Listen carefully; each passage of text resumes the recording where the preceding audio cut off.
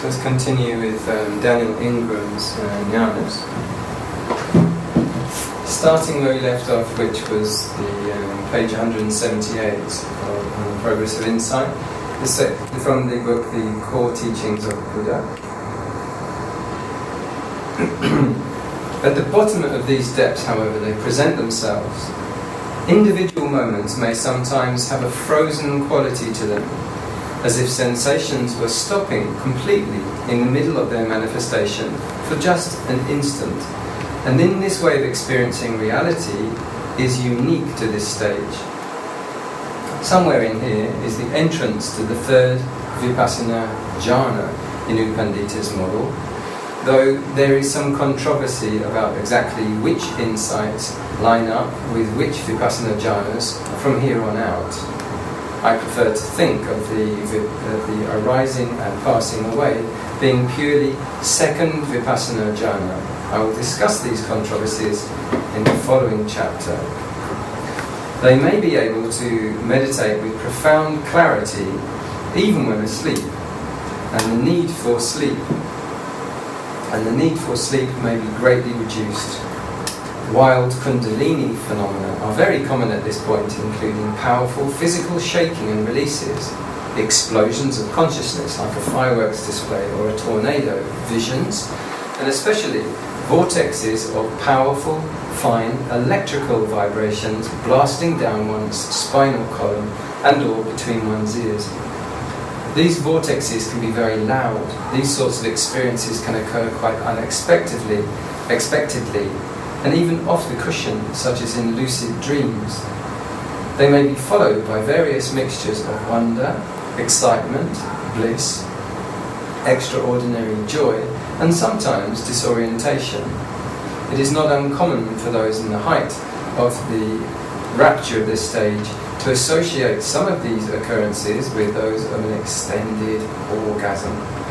None of these things are a problem, unless their true nature is not understood, or unless they happen when one is doing something, like driving a car down an interstate at 75 miles per hour, a story for another time. Strong sensual or sexual feelings and dreams are common at this stage, and these may have a non-discriminating quality that those attached to their notion of themselves as being something other than partially bisexual may find disturbing.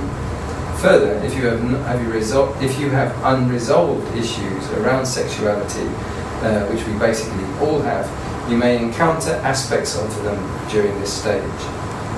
This stage, its afterglow, and the almost withdrawal-like crash that can follow seem to increase the temptation to indulge in all manner of hedonistic delights, particularly substances and sex.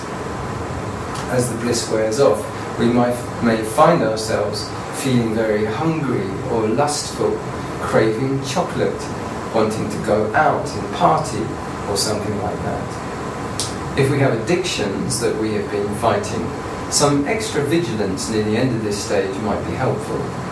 This stage also tends to give people more of an extroverted, zealous or visionary quality, and they may have all sorts of energy to pour into somewhat idealistic or grand projects and schemes.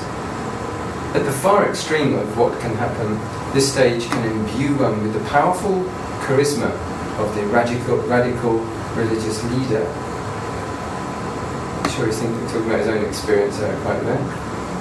Finally, at nearly the peak of the possible resolution of the mind, they cross something called the arising and passing event, AMP event, or deep insight into the arising and passing away. This event marks a profound shift in the meditator's practice, and from then on, they will be somewhat changed by what they have seen, with this being the point of no return that I mentioned in the foreword and warning. The intensity of this event can vary, though it tends to be quite clear and memorable, particularly the first time one crosses it during that cycle. It should also be noted that some people will have a big and obvious build-up to such experiences, and for others, they will suddenly just show up completely without warning, sometimes spontaneously, and even without formal meditation training, as happened to me at around age 15. I have a number of friends who ran into these things without formal training and in daily life. Others who ran into them when doing hallucinogens, including mescaline and LSD. Others during yoga practice.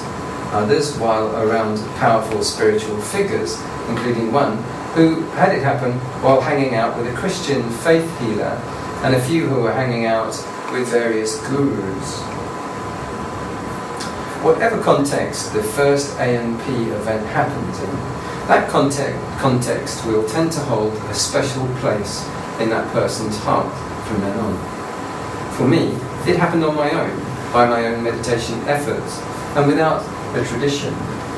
And so I've always associated my own practice with progress. My friend who had it happen with a Christian faith healer became the most hardcore Christian you can find. Another friend who had it happen while on mescaline has since held a special place in her heart for shamanism. Those who had it happen with gurus tended to follow those gurus for some period of time, associating with the guru's presence, with the guru's presence. Some others who had it happen in an apparently random context usually had no idea what it was, or what it had done to them. But most have realised that something was different, and nearly all remember it with an uncanny clarity as somehow standing out from ordinary experiences.